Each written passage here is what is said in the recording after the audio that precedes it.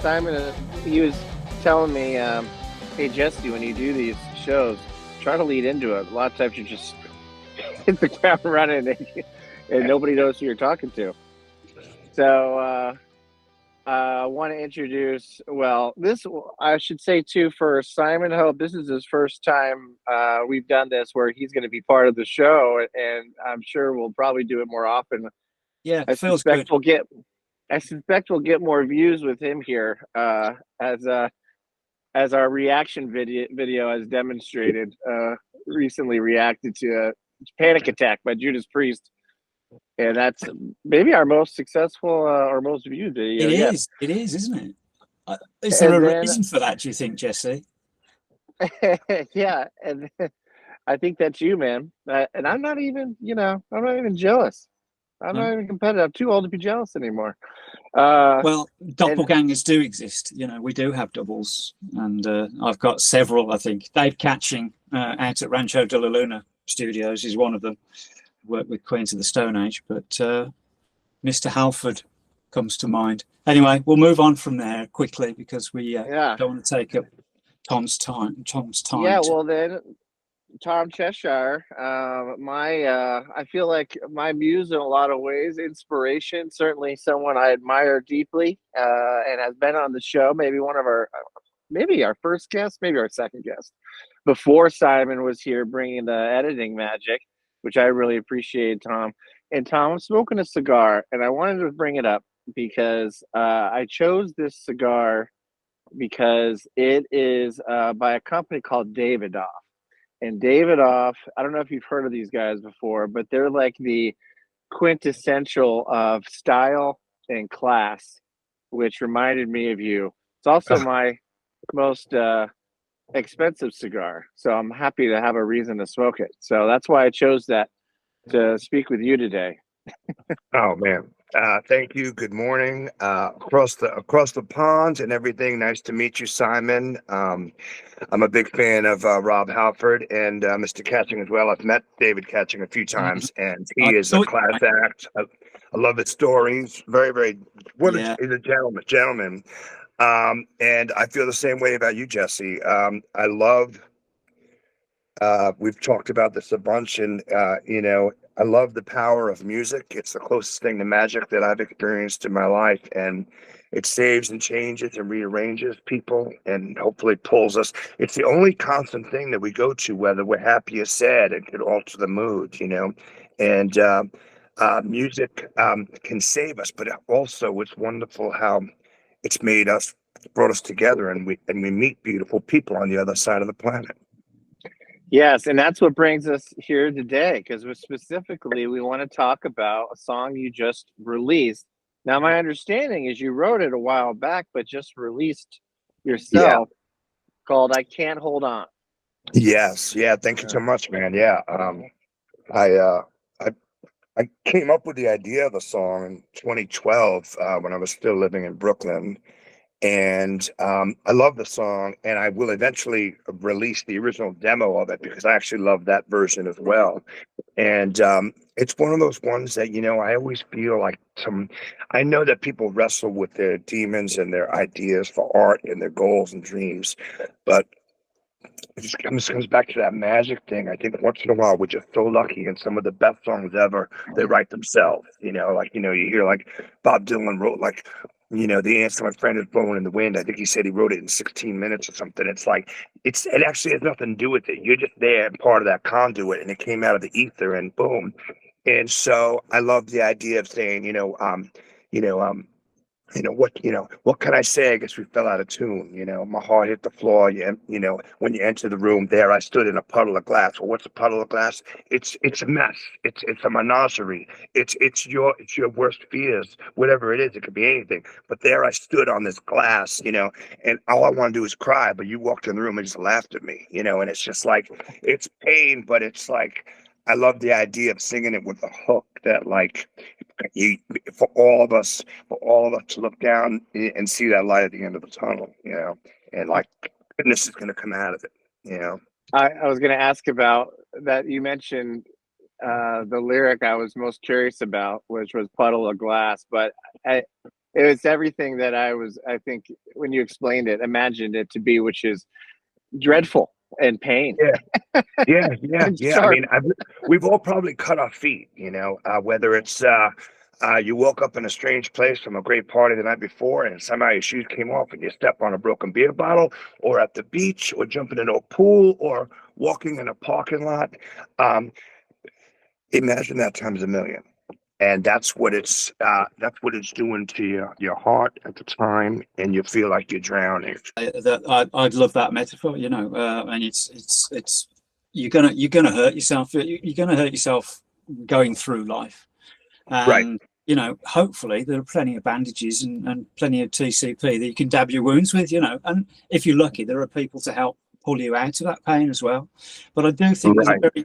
there's pleasure and pain are two things which have a similar energy, and they're very close together.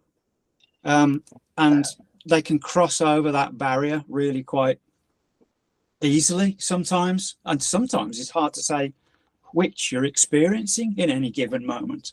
And I think that's Yeah, that's a driving force for poetic yeah, consideration. yeah. That's a really good point. I was just talking with an old mate of mine about this the other day, and it's really weird because two things. One is, you're absolutely right. There are these two things that no matter what, we need to realize we're going to have our whole life. Absolutely. The minute, someone once told me, this guy goes, the minute somebody told me, life ain't fair, he goes, immediately the next day got easier. It's like, so if we know we're going to go through these things, okay.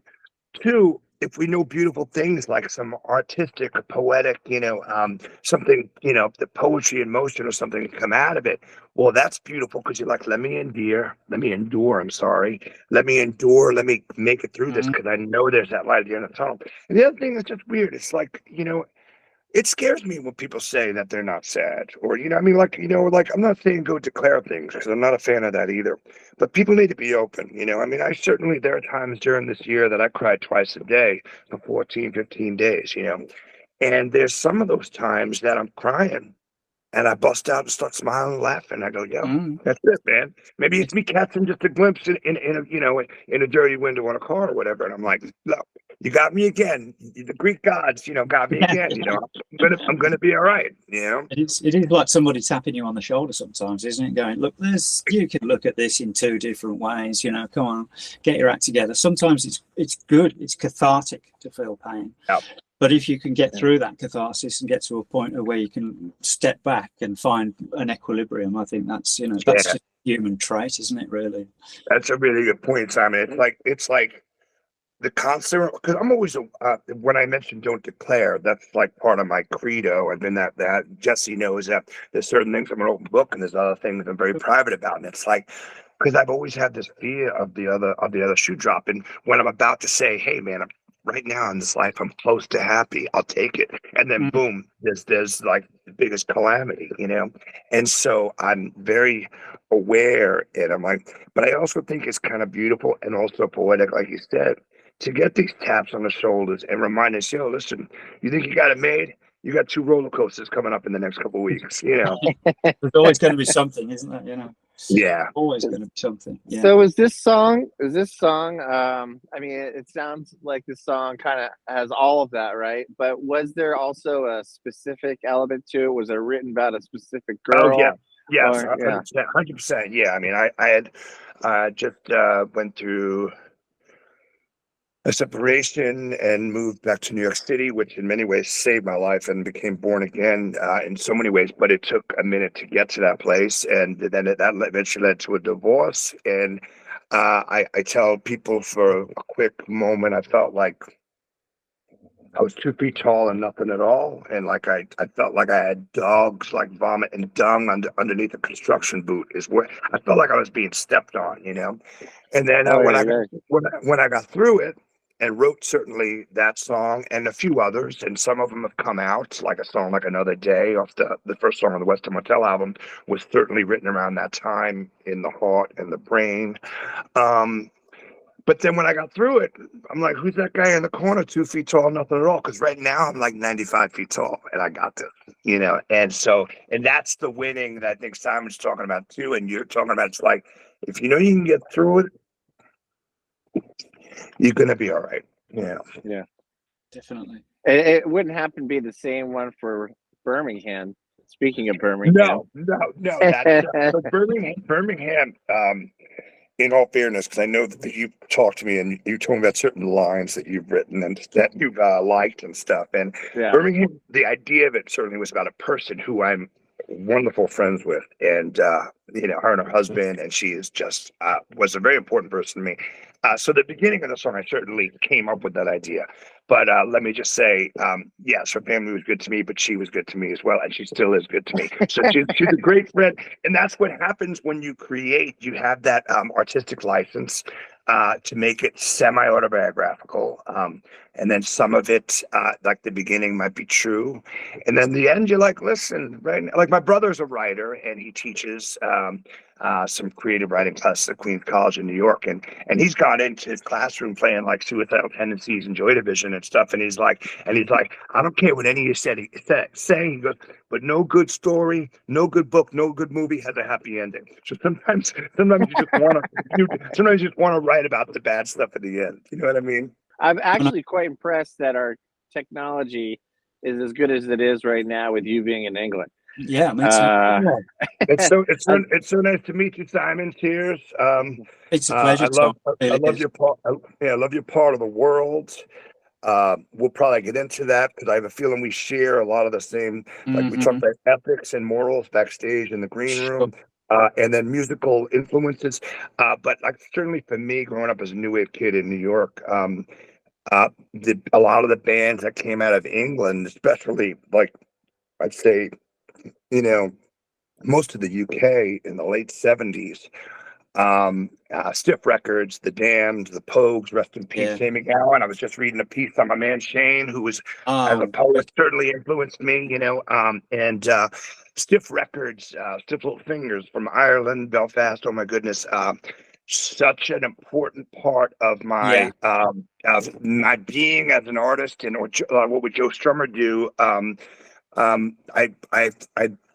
literally 2 or 3 times a week when I'm faced with a question or what I'm going to do, I think, what would Joe Strummer do? Because I liked his morals, and I go, okay, I'll do that. Yeah, it's a good way to go. Definitely, I think he led a lot of my thinking over the years, definitely, and Stiff Little Fingers as well. Jake is an incredible wordsmith, and I was lucky enough to see Stiff Little Fingers probably a little bit after the 70s, actually, early 1980s. I was at a club in Birmingham. You really are Rob Halford's doppelganger. I wouldn't have guessed you were old enough to see them in the 70s. Well, no, not quite. But I did see. But I saw Rush in the 1970s. Don't know what you like on prog rock. You look young, man. You look really young. That going on. But yeah, I'm really proud of our heritage in Birmingham. Black Sabbath, for a start. They weren't solely the creators of what we now call heavy metal, but man, they really did shape some things about it, some fundamental earth movement, if you like. And I do have a little relationship with Ozzy as well. He's my uncle's cousin. So, and all the stories about him they're true. Yeah. I'm a huge fan of Black Sabbath. And Ozzy, well, and everyone in the band. I think as far as rock goes, they're probably the most influential band of all time. And just for everything that came after them, Definitely. I was probably a little bit older when punk really started happening, actually, and probably at the time I was a bit of a musical snob as well. Prog rock was quite a big thing for me. Genesis, yes, King Crimson, but musicianship. I was just being blown away by this incredible artistic expression that people were creating with their musical instruments, and that's what took me. Don't necessarily analyze the lyrics, although Lamb Lies Down on Broadway, the Genesis album, has got some things to say about who we are. Definitely, beautiful record. Really, I just listened to it recently. Gorgeous melodies as well. Peter Gabriel. It's a record you got to probably sit down and digest once every 2 years, and then you realize, man, some magic happened before I was around. You Yeah, know? it certainly did. It really did. Yeah, and I think I'll always say this, Tom and Jesse. I think we're close enough in our generational connections to have lived through and be living through some of the greatest music that there is ever going to be. I think. Who knows what's going to come after us? Something incredible might happen. But I think we're going through the 50s, 60s, 70s, 80s, 90s, and up to now.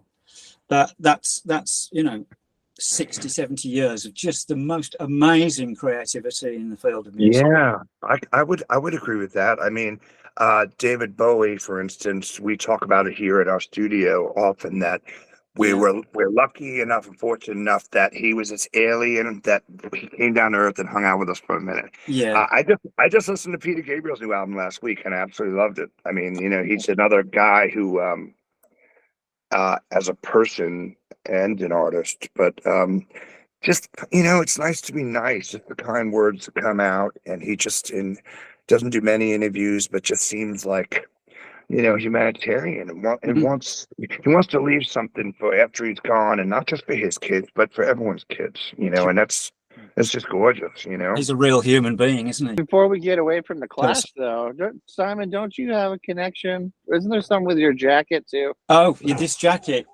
Tom. Yeah. It belongs to Joe Strummer. What? Yeah, it's his blue Lewis Leathers Cyclone motorcycle jacket. What? That is amazing. Yeah. Oh, wow. I'm the curator of it at the moment. I'm lucky enough to be taking care of it for now, for this part of its journey through existence. It came from a friend of mine who worked for a company called Light and Sound Design. They did the Clash's lighting and sound support back in the day. Yeah. Their company was Birmingham based, and their gaffer Terry knew Joe really well. And one day Joe left this jacket at Terry's house. My friend Mark, who is their draftsman, who's drawn all of these massive rigs for the Scorpions and for Prince and everybody, we did a swap. He said, I like your brown leather jacket that you're wearing one day, 25 years ago. He said, would you like to do a swap? And this came out of the cupboard. And I went, yeah, look, great, bike jacket, proper Lewis leathers. And I was just not really aware of the significance of it. And then he tells you, yeah. And then he told me, and it's taken probably another 15 or 20 years for me to really go, you know what? I'm taking care of a very important artifact here. Yeah, you really are, man. I did the gardening wearing this jacket. I was gonna say, who gets it next? Do I need to come to Birmingham with a really cool velvet jacket on that you want to trade? The plan is that it's going to go to Lewis Leathers in London and go into their archive. I have connected. I've reached out to Derek, who's the gaffer of Lewis. He's their current owner. Lewis Leathers have been around since the Edwardian era, 1910s, really. Wow. They started off making flight suits for the RAF and stuff like that, and then moved on. That's amazing. Motorcycle wear, racing wear. So it's going to go into their archive. I have a feeling Joe, who I'll talk about in a minute. I've got to meet and hang out with a few times, so very lucky there. And we all have this fear, like, do you want to meet your heroes or not? And some of them don't turn out to be the nicest. Well, he wound up being the nicest to me, but I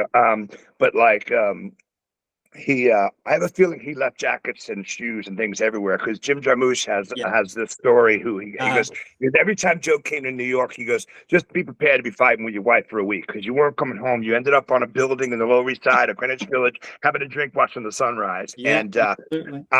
The few times I met him, we shared a drink, even smoked a little bit, and old reggae was playing in the background, and there's just pop smoke in the room. And we talked as humans and artists and peers, and he could not have been any more thoughtful and kind with his words, encouraging to me and my music and everything, and brilliant.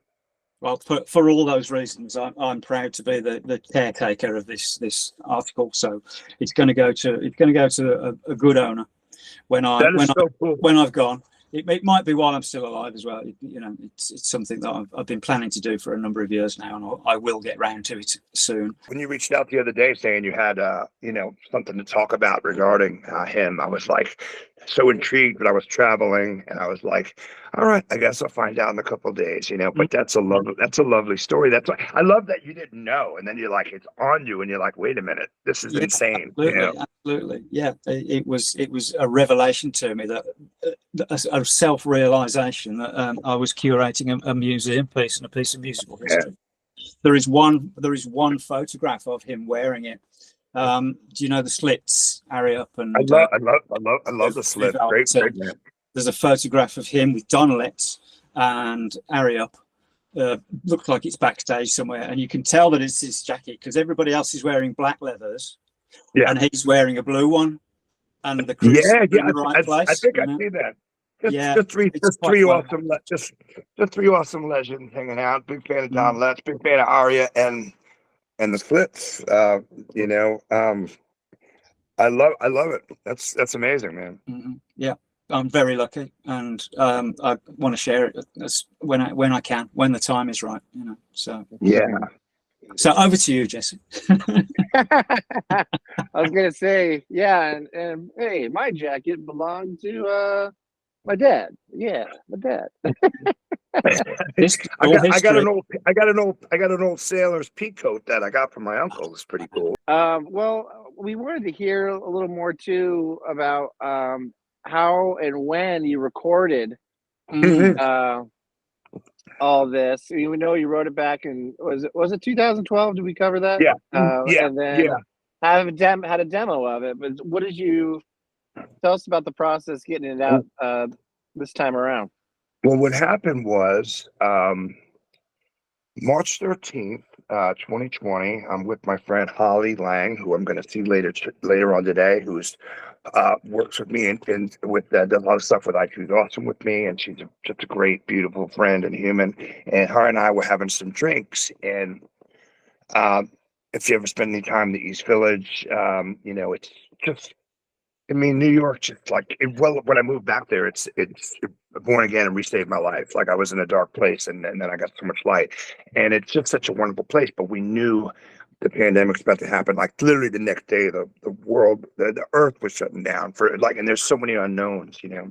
And I mean, it was just so. I remember seeing. I'm a huge Terry Gilliam fan, and we went to this pub and had a drink, you know, on Avenue B. And I get out and I go, I feel like I'm in 12 Monkeys. And I was like, the only thing that's missing is seeing a lion walk on a building, but it was just like this, anything can happen, element of danger in the air, you know? So I had to get out of town. I came to Atlanta, and try to figure some things out. During that time, I had to overcome my own fears of like, even though I've been performing on stage most of my life, I was like, man, let me try to raise some money and do some charity. Let me do some live streams and that kind of thing. And that reconnected me with some guys and friends and mates and guys I played with on and off for years. And we just started having fun. It was more like, are we doing this for people? Are we doing this for ourselves? We don't lose our minds, you know? And so that's what led us to me going through old tapes. And I was like, well, I got an idea. I want to do like 5 new songs. I want to do 5 old songs instead of, you know, one song I wrote when I was a kid and reimagine it, you know. And then all of a sudden I pull up this, I can't hold on. So I go, man, you know, sometimes we're our hardest critics, you know, and as artists, we're insecure. So like, I didn't like it at the time, or I was like, maybe I'm being, you know, like there's a line in it because you said you'd be back, but I'm smarter than that. With blood on my plate and a side of fat, I'll drink till I'm dumb. Then the morning comes, your lips were dirty, my fingers were numb, and I'm just like, oh man, that's a little too much on the hard on the sleeves, you know, whatever, you know. And then I was like, no, man, I'm 180 feet tall. I got this now. Let's revisit it. And so that's how that came about. And then the song New York Waltz, which is the next single that comes out in I think 3 weeks. New York Waltz was a song that I had worked on, and it's very much in the vein of like Shane MacGowan and Fairy Tale in New York. As a matter of fact, I got a chance to play it for my mom before she passed last month, and she cried, and she goes, they should play this at all New York firemen's funerals. And I'm like, and it's just a ballad. It's a waltz. I played it on the piano, and then my man Mike Sheena came in, and then it's a duet about lost love, but returning to things, and again that light at the end of the tunnel. And I think I've sent it to you before. That the hook is, it's good to be home again. It's like we're gonna get through this. So Yeah. yeah, it was really we did it with this producer Randy Michael, who's done stuff with David Bowie. He's part of Public Enemy's live band. He currently performs under the name Solid State Radio. He's a wonderful musician and artist and friend, and he's a lot younger than me. And we've always been very fond of each other, and we'd see each other traveling, all the time, and we'd always be like, "Let's work together." And and I didn't even know I was going to see him. And I did a show in Atlanta. Things were kind of reopening, and people are at the show wearing masks and stuff. And I did that song, New York Waltz. And I go out back after the show, and he's outside smoking a fag. And he's like, "Yo, I need to leave, and I canceled my plans. I have to see you." He goes, let's record that. I'll record that song for free." He goes, "I was crying." So we recorded that song for free. And then we said, "Yo, if you believe in writings on the walls of science, this guy's recording a day for us for free to do it because he loves the song so much. We'll pay for, let's work out a deal, and let's go in." And we recorded 9 more songs, and it was a really therapeutic and kind of like a Zen like experience. And and at the same time, Mike Sheena, who's one of my best friends, who played with me in a punk band called Rent Boys. He played with me in an early version of End Motel, and he stopped playing because of his own responsibilities. And I think maybe his wife didn't want him playing with me. And since then, he's become single again. And I was like, "Welcome back." "I got a gift for you. We're doing a record." And You're talking about catalysts. It's a catalyst, isn't it, for an idea and to like become realized. and his verse in the duet is like, I didn't tell him what to write, and he's like, saying, "I'm sorry, I'm not the man that you wanted." He's like, but I'm going for it. And it's just like, well, I love when the hairs on the arms go up, Oh yeah. So did you record it in Atlanta, or did you record it Yes, in we New did. York? Yeah, we did it Okay. in crowd recordings. Near a place at Randy's studio, not too far from Stone Mountain, which is maybe a place you've heard of. Atlanta's got a lot of beautiful, you call them, big monuments, and Stone Mountain's one that people go to, you hike it and stuff. Blood Mountain's another one. And so we were there, and really was. I was open minded. So that's the other thing too. It's like, I'm insecure and didn't want to do something under my name. And everyone's like, "Tom Cheshire, man, TCB, taking care of business, Tom Cheshire brand. Are you kidding me?" And it's like, this is again the writing on the wall. It's a gift for you. Do it. And the opening line of the song, New York Waltz, it goes, "I took a train to New York City. Well, everything is new again." And so the idea of revisiting and reimagining these old songs and doing new songs, it felt like a really, piece of poetry as the title of a record. So that's the name of the record, is "Everything is New Again." It's a real coming together. Yeah. Yeah. It's one of those things that you can't even write that up. It just, like, when it happens, and you're like, "Man, we're so lucky." It's Absolutely. like it's like you're talking about this time and place we're at, the past 50 years, what we've witnessed, what we've experienced. This right here is art. Us talking right now. So we're lucky, and trust the process and enjoy it and embrace it. I recently started playing some songs I wrote. Must have been, I think, the late '90s. Real old. I mean, maybe 25 years old, 20 years old. And I was like shocked how much I liked them. Yeah. Normally, but and they took on even more power for me, even more meaning. It's like I wrote them then to address now. It's a very punk attitude, to trust the process, but it's true, because why do we have these gut feelings? We should trust these gut feelings, but a lot of times it's us and that insecurity and that other person on top of us tapping our shoulder saying, "I don't like it, I don't like it." And then you go back and you revisit, you're like, "Oh man, this aged pretty well." I mean, one of the songs that we do is called "Take the Place," and I love the original version. And but we wanted to do it, reimagine it again. And we basically had some of the guys who played on the record then come back, and we had their sons playing on the record, and it's just a bunch of guys hand clapping and singing along. It's very much a Pogues, vibe to a lot of the songs. You'll hear screams in places that you didn't expect, but then you realize, well, at least he screamed on beat, and on point, and it's like, and it's like, I love it.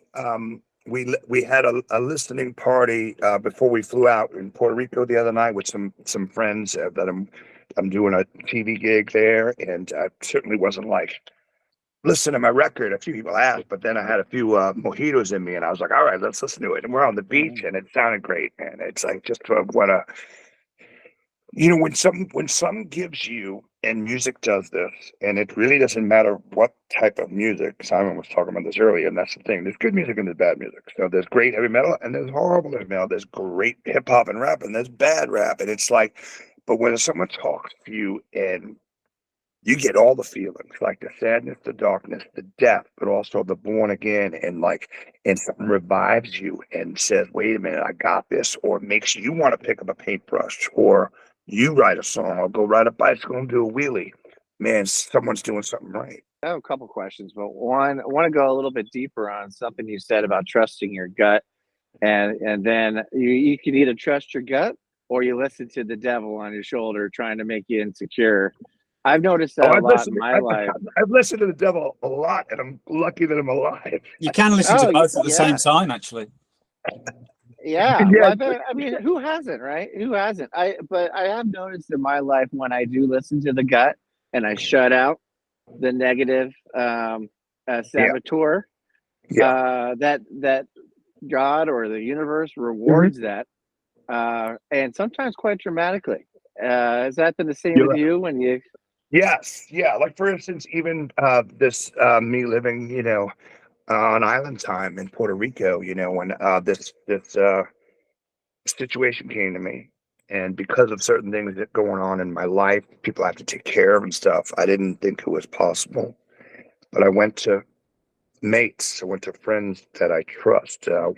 One of them being one of my best friends, Marlo Sanchez, who played with me in Rent Boys and my other band, All Night Drug Prowling Wolves, which is a class line from White Man and Hammersmith Ballet. I'm the All Night Drug Prowling Wolf. I went to Marlo Sanchez. I went to Darren Sanders, who you guys probably know of.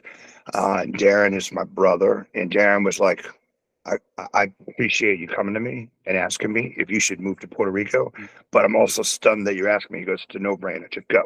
And I asked Marlo Sanchez, and he said, yeah, how cool would it be in a couple of years when we're hanging out, smoking a cigar, having a pint, and, with our girlfriends, with our wives, we're hanging out, and for you to be able to be like, I remember a couple of years ago when I lived in Puerto Rico, and he's like, do it. He goes, the worst that could happen is that it doesn't work out. And I've been able to take care of all my responsibilities. I've been able to get this record finished, but I've also been able to find closer to a Zen-like place for me. I walk on the beach and put my feet in the ocean every morning, every night. And with difficult things going on, like the stuff we talked about earlier, the good and the bad and the ugly and the good, like the bad things that happen, those little things really do help you find like that. They take you to calmer seas, and they can chill you out. So, and I mean, I'm painting a lot, and I'm writing. I wrote 2 new songs the other night. I don't know when they'll come out, but I love that I did it, and it's the head and the heart are in a pretty good place. Did it take a while to get there? We know you lost your mom. I've heard through the grapevine, and if this is getting too personal, we don't need to talk about it, but that you might have had more loss this year. It wasn't just your mom. How you got through it, or how you're getting through it. I lost my mom in 2020. I'm still not over it. I'm so sorry. Yeah. The mom was rough. Well, is rough. But I again trusted my gut and trusted my sister, who rules. And she was like, I know you. You're a good man with a good heart, and you still blame yourself for things that were out of control years ago. If you get here and she passed already, you will never forgive yourself. So I jumped on a plane and I got to be with her for 7 days. So grateful for that. I got to play New York Waltz for her, so grateful for that, and so grateful for the time I was with her up until her last, breath. That being said, I wouldn't wish upon an enemy, and I try not to have enemies. A slow death. I mean, yeah, like don't wish. I mean, because it was like a few-year battle for her. But within 3 weeks, yes. Then Max Dunlop, long live Max, who was he played on the demo in 2012 of I Can't Hold It. So I definitely will be putting it out. Beautiful guy who moved to Berlin with his wife and 2 kids and became a very famous painter and a beautiful artist. And my friends didn't want to tell me because I had so much going on.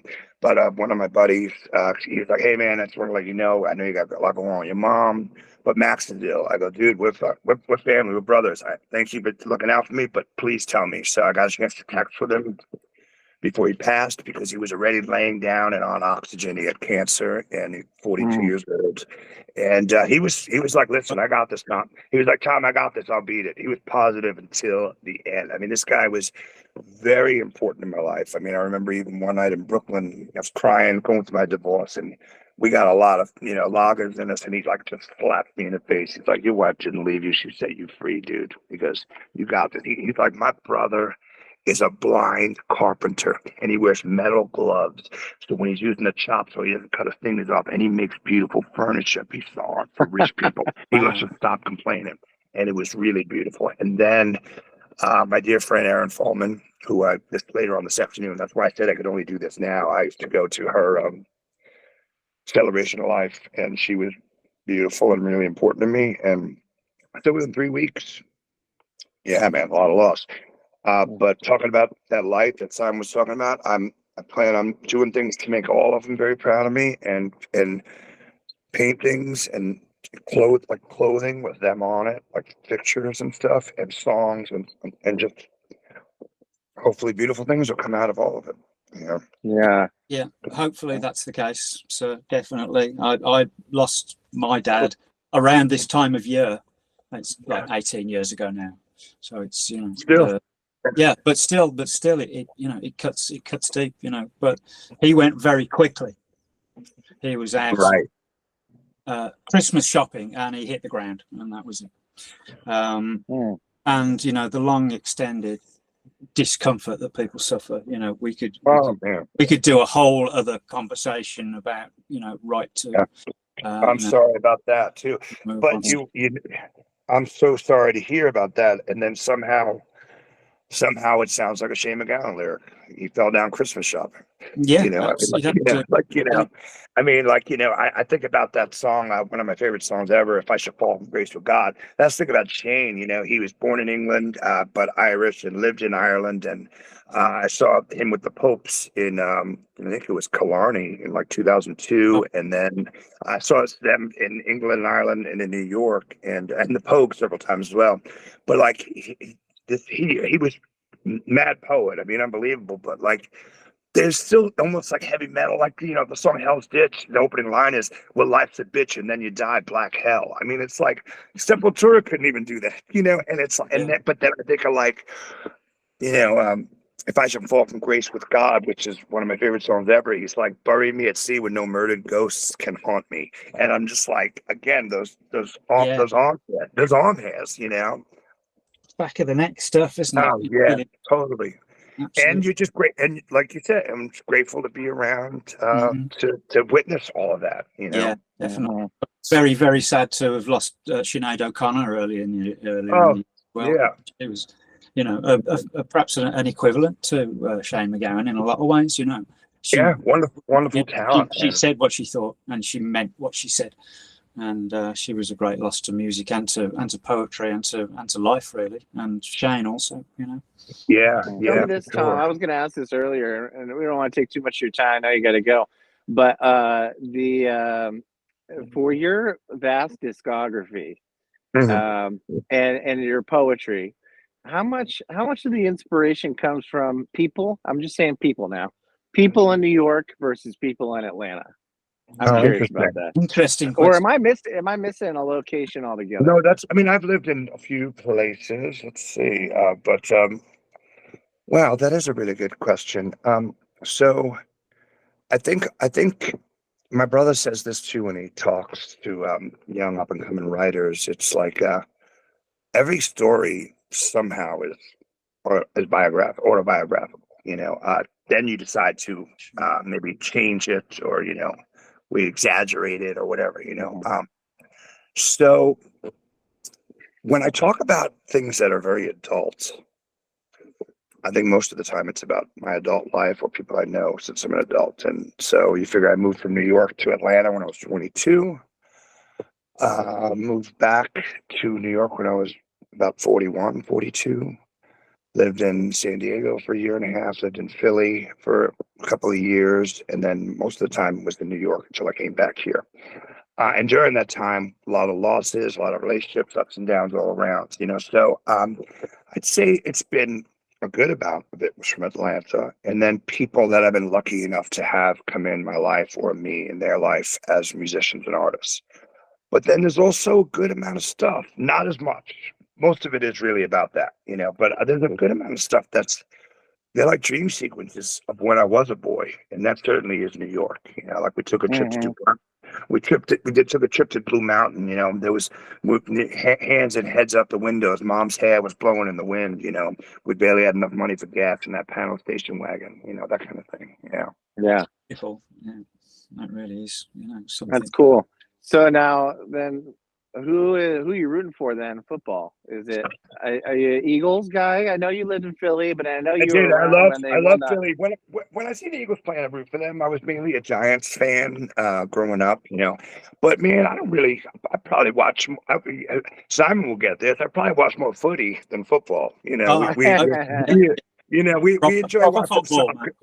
Yeah, we watch proper football. Yeah, we watch soccer here. And it's always nice to go to pub at like 8 a.m. and have a pint and watch a game, watch a match, But I've been watching a good amount of football in Puerto Rico. It's a nice thing to do. So I watched the Eagles get beat the past few games. I'm like, what are you guys doing? The Giants, I think, is really cool. We love like these beautiful Hail Mary people. Like they got like this young kid playing quarterback from New Jersey, and he's killing it. So I love that. I love the romance and the underdog story there. Yeah. I feel the same put way. My Patriots hat on because I saw that. His brother lives in Boston, so yeah, he's a big Patriots guy. But they're a great to the original Birmingham at some point. Tom, go and see a proper football match somewhere like Aston Villa. The Villa ground is right in the middle of it's the home of metal. It's in Aston. It's where Ozzy comes from. It's where Tony Iommi comes from. And Geezer Butler says every chance he gets, I'd die for the Villa. Big Geezer fan, because I think Geezer probably doesn't get the props of a poet that he should, because I have a feeling he was behind most of those wonderful songs, I've got to get his book, actually. His book's been out for a while now, hasn't it? I've got to get a copy of that. Oh, I didn't even know. Yeah, he's got an autobiography out. Yeah. I would love to read that. Man, I love reading books on musicians and artists, but musicians mainly, and I am a fan of Geezer and a big fan of Sabbath, but I love when I get a surprise and I'll read a book, someone hands me a book, that maybe I wasn't the biggest fan of, and I'm blown away by it, and I'm like, oh, just because I don't like that music, a couple of things. One is they're probably a great person, or two, that's the best thing about music and that magic, because like later on, like for years I didn't get T-Rex, and now they're like one of my favorite bands. It's insane, and I don't know why I didn't get it, but maybe I just didn't give it the proper sit down. But now their songs sound like my dreams, and it's a Sunday morning record, you know what I mean? Yeah, I was playing 20th Century Boy on my guitar earlier today, actually. So there you go. Well, yeah, the thing is also when you hang out with, when you're, great buds and play music and write songs with someone like Behinds, you got no choice. You're going to eventually start loving Thin Lizzy, and they're like another huge fan of me because they were forced. I'm teaching them about Tom Waits, in the class, and he's teaching me about Thin Lizzy and Frank Zappa. And you want to know something? It's a beautiful marriage, and we listen to all of it. Thin Lizzy are one of the bands of my life, that's for sure. Yeah, there you go. Unreal, unreal. Yeah, Yeah. Jailbreak. Simon's trying to score a Thin Lizzy pick. I think Bill gave him a bunch of Mastodon picks. And I think Simon, you were eyeing the Thin Lizzy one, Yeah, right? Kelly has got Kelly a bunch might of send them. picks he's giving out with his pickles. Yeah. Are you talking about Kelly Hester? Shout out to our brother Kelly Hester. I think Yeah, I'm going to see. I have a feeling I'm going to see him tomorrow. I mean, I'm in Atlanta right now, and I think I'm here till January 3rd. And Jeff Pickles represent. Yeah, so I think I'm going to see him tomorrow, or at least sometime this week. Give him our love. Give him my love, wouldn't it? What a great dude! What a great human. Him and Michelle rule. The whole family rules. Yeah. So no pressure. I've already texted you about this, but if you have an inclination to stay, I'm seriously considering. I was even looking at tickets yesterday. I just want to come down to Atlanta. I think you should do. I mean, I need to figure out. We'll talk more offline. I'm going to be trying to plan my trips coming back and forth. I guess listen. Life will never be perfect. We never get it exactly the way we want, and nor should we. So I guess it's a good problem to have that they want me back quick, and they're like, we have a lot of work to do. We're building a few studios there, and it's lovely, and I love what I do. So we're building TV studios on the beach, and that's pretty awesome. But we might be able to figure it out. I mean, I do need to come back and take care of personal things and TCB, take care of business, Tom Cheshire business here, and so we'll figure it out. We'll get it going. Hey, if not, it's not a bad idea to plan to come see in Puerto Rico if you'll have me down there. That's of course, yeah, and I mean, it's. I'm only a bit jealous. Little tiny. We got to get you. Got to get you there, Simon. And I need to come. Where you are. I've become really good friends with old Gethy. I haven't talked to him in a minute. I need to send Gethy a note as well. But I got a chance to see him. He came and was on his way to New England with his wife a couple of years ago, and we were in New York, and we took him to some cool places, and we did a little tour. I was like, oh, this is where the Ramones did their first gig. This is where someone did what Bad Brains practiced, and we're having a couple of Guinness, and he was just like, Tom, I feel I'm getting the coolest tour of New York. I go, you are, dude. And he's a beautiful guy, Absolutely, yeah. Well, our youngsters' girlfriend is in Waterloo, Wisconsin, so we're hoping to get over there at some point, maybe next week. So but our connections with the US are really, really quite strong and getting stronger now as well. With my because you met so many wonderful people through and now meeting you, Tom, which is fantastic. Really enjoyed It's so nice to meet you and talk to you, and we will give a shout out besides Kelly Hester and Michelle, his wife, but to Amanda Blackman and everyone in that page, the man page, because I've met Rick Ammerman. Oh man, what a lovely guy! We've become legitimately just friends, and he'll text me, out of the blue, hey, just checking in, how you doing? And I'm like, wow, you want to know something? People back in the day used to write postcards checking on people. It's not that difficult to text someone and say, yo, thinking of you, how you doing? And it's really lovely. Yeah, I'm planning writing a letter to my mom, which I haven't written to her for years now, and it's about time I sat down and wrote a letter to her, just like, hi, I haven't done this for a while. Right. Because she's quite away. That sounds really lovely. You're inspiring me, Simon. I'm gonna do that for a couple of people. I think you're inspiration. It's really good and it's healthy. And when we get those reminders that make us realize, listen, I haven't talked to this person, or maybe, some of the good things that are happening to me right now have something to do with someone here from years ago. And I'm forever grateful, We've got so much instantaneous communication available to us these days. Sometimes you got to sit down with a pen and not forget how to write with your hand. Keep it coming. Keep it as an art form. It is an art form, and I don't want it to become a lost art form. Yeah, I mean, I carry like cardboard and paper in my pockets, and I try to write something down every day. And then at the end of the week, a lot of the stuff gets crumbled up, but some of it's like a gem, or it's like the way three words are next to each other sound beautiful. Like, I mean, like Yeah. I love the words. Anytime you can hear the word solace, I'm all for it. It just Okay. sounds beautiful. You know, it sounds beautiful next to things. Beautiful. Yeah. Yeah. Yeah. I Well, scribble things all the time. You know, I'm a big Yeah, scribbler. man. It's so good. Yeah, like drawing drawing just notes and then pictures are just, I Yeah. think, help. God, yeah, yeah. Well, I've got a visual imagination, definitely, and that's, you know, that's what's made me the kind of the artist that I am in a lot of ways, and want to try and continue to be, and it constantly Well, inspired by coming across people like yourself, Tom, and the other people that oh surround man. people that you I surround. mean, I'm grateful to meet you as well, and I know that you've been important to Jesse, who's become very nice.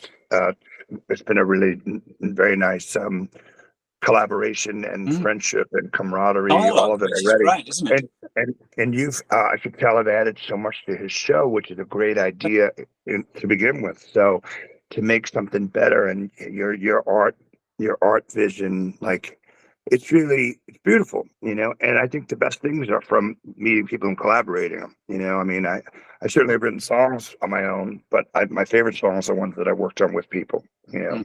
Collaboration is a really important thing. Sometimes it's hard to do, but it is important. If you can get hold of it, then you should, you know, plant those seeds and let them grow. Really should. So Right.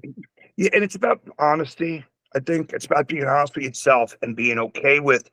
That's the problem with a lot of people. It's like if you surround yourself around yes men, well, that means they're not a true friend because they're just going to say everything's great and then something might be bad. That's why I love someone like Joe Strummer, because my favorite stuff is stuff he did with Mick Jones, you know, and like, you know, I'm sure there was stuff that was bad, but then when someone goes, this works, this doesn't, and when it works, there's the hair on the neck again, you yeah, know, going. absolutely. But you have to have those moments where you go, no, this isn't working, because you have to work through the shit to get to the good stuff. Right.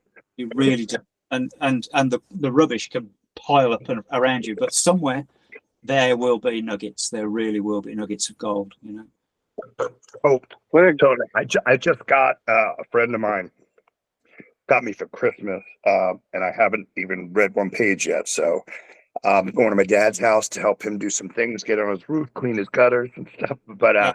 I plan on laying down one day and sleeping in without an alarm. But I just got the book with Nick Cave and Warren Ellis, and I'm a huge Oh fan of man, both of them. yeah. And so I'm about to sit down and read that. And Nick is someone who's been an influence, but Warren Ellis as an artist himself, he just seems Yeah. like the coolest cat in the world, you know. Man, So two geniuses that together make a super genius, you know. yeah, so I'm excited to sit down, and I have a feeling that's a book that as I read it, I'll probably have, you know, like paper, and I'll be like writing down nuggets, like taking notes on it. Too You know? right, yeah. I've yet to explore fully the Nick Cave boardwalk, stroke avenue, stroke Yeah. bridge, stroke stairway to heaven, whatever it might be. You know, it's Yeah, because it's all of that. Because for a guy who seems like so dark and like anti-God, half of it's very religious, you know. very, And I have my own views on that. And that's another show. I'm yes, not I I'm think not religious, but I'm spiritual, and I have my certain views. But I don't keep um those thoughts, or even in our conversation, we don't allow it, and we don't want anyone trying to convert people to other things like Christianity. I have my problems with it, but I also know that when we go through these losses and stuff, like if yeah. someone it leans on something, that's wonderful for you, you know. I think, Jesse, you know, what we are trying to do is bring people into that space where we can have that sense of sharing, where you And know what's right, really, and the important thing is just to let your real feelings show, and really right, and have dialogue with people. I always think about the difference between a monologue and a dialogue. We've got to have dialogue, because if it's a monologue, you're just shouting in your echo chamber, aren't you? You know, bring it oh together. man, yeah, Bring it together. clarity comes through engagement. yeah. Bring dignity to the discourse, and you do that by bringing your testimony to the table. Yeah, Those are our tenets. I love that, and that's the thing. I love having great conversations with people who religion and a heavenly place is very important to them. I love that conversation, and I have family members that I was raised to have a lot of those views. Uh, I even like a healthy, close to an argument or a debate, whatever. But it should Definitely. never be like, should never ruin Thanksgiving. You know what I'm No. saying? Like, it should be just like, yeah, man, that's great, man. Now Yeah. let's go. Now let's go to the show and have a good time. Like, Celebrate you the shouldn't things take it worth celebrating. personally. Yeah. I want to almost add a fourth tenet where it don't come with an agenda. Leave the agenda at Right. home. Mm. Oh wow. I think that can ruin it. There's a really great movie that I have not seen in years, but it's Danny DeVito and Kevin Spacey, and it came out in the '90s called The Big Kahuna, and they're like salesmen, and they're like legendary salesmen who live on the road, who are the epitome of men who you thought about salesmen back then. They probably had a woman in every town and were unfaithful to their wives, and for the most part, probably not the best people, but they're in Vegas at this convention, and I think they sell like ceramics or whatever. But then there's this young kid who's like the mentor, and he's really, really religious, and but on the pedestal and preaching, and it's gross. And he has the opportunity to do a sale for their company, and he blows it. And Kevin Spacey and Danny DeVito rip at him, and he's like, you're this, you're that, you cheat on your wives, you're this, you're that, whatever. And like Danny DeVito's like, you idiot. He goes, you're judging us. The minute you try to control and steer that conversation to God, you're a salesman and you're full of shit. And it's like, you know what I mean? Because the minute you have that agenda, then how real is it anyway? Because you're just trying to sell something. Yeah. You compromise your own. authenticity.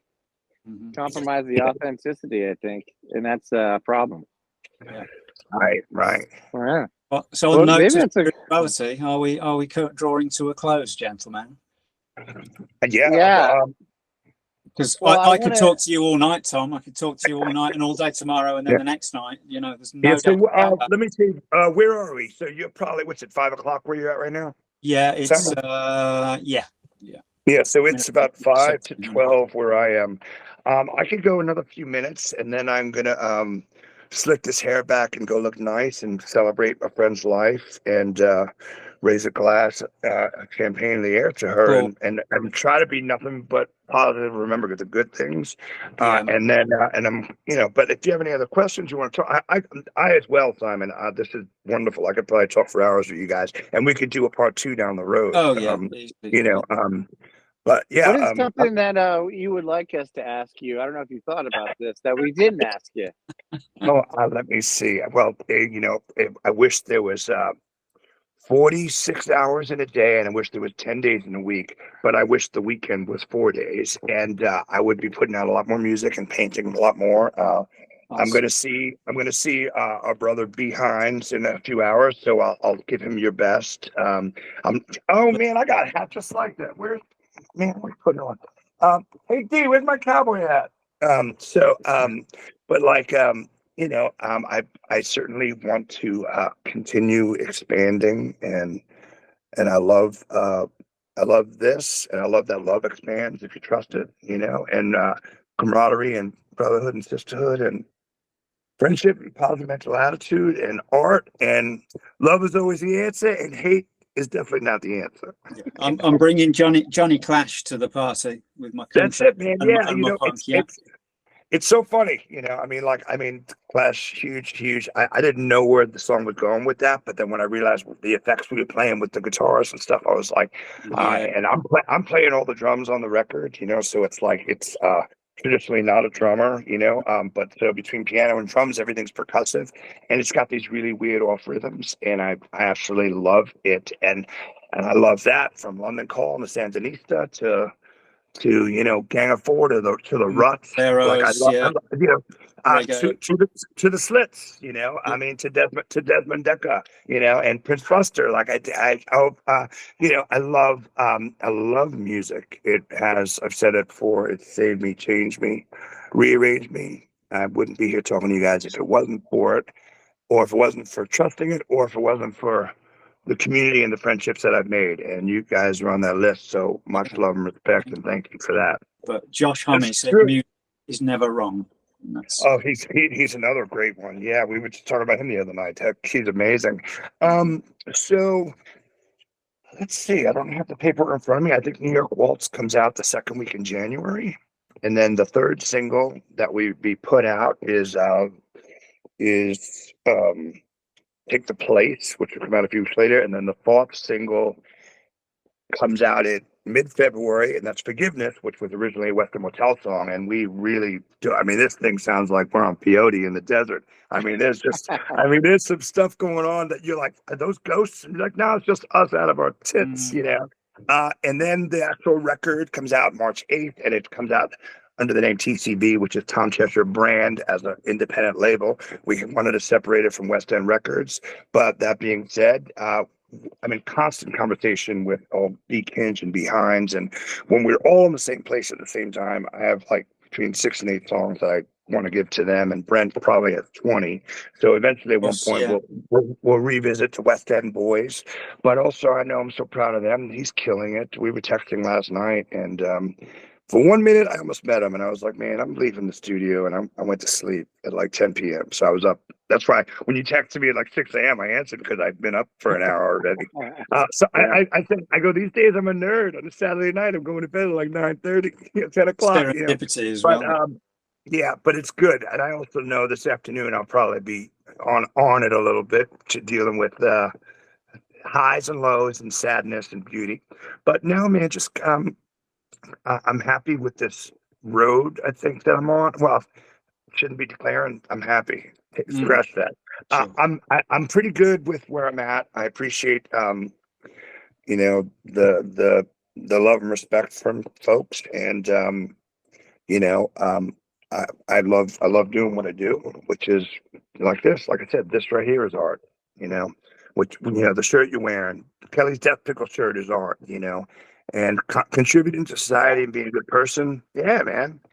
And you know, like, that's it, man. Wearing Joe Strummer's jacket is definitely art. You know, oh man, you know. But I appreciate you guys. And it really was a lovely way to spend this Sunday morning. And thank you, Tom. And Happy New Year to everyone. And you know, season's greetings, and have a fantastic New Year. Yeah, you know, and then the other thing is I think Charlie Chaplin, who is another very big influence on me since I was a kid, what a just interesting person and creative genius. But like, even in interviews, and he goes, your worst problems ever. He goes, even those things are just temporary. So I think if everyone hangs in there and reaches out to people for help, or picks up a paintbrush, or tries to write down a poem, or write a letter to their mom, you know, they're going to be all right. Yeah. What a great way to wrap it up, Tom. Appreciate you, man. Oh, man. Much love to you. Hopefully we get to see you in person. In January, or everyone get your passport sorted. We're going to go meet Simon. Yeah. And, you know, in the meantime, I hope we, you know, loads of love to you and yours. And I hope we get to talk again at some point. Cheers, everyone. Thank you for everyone watching, man. Much love. All the best. All right. Love you, man. Cheers. See you, Simon. Bye for now.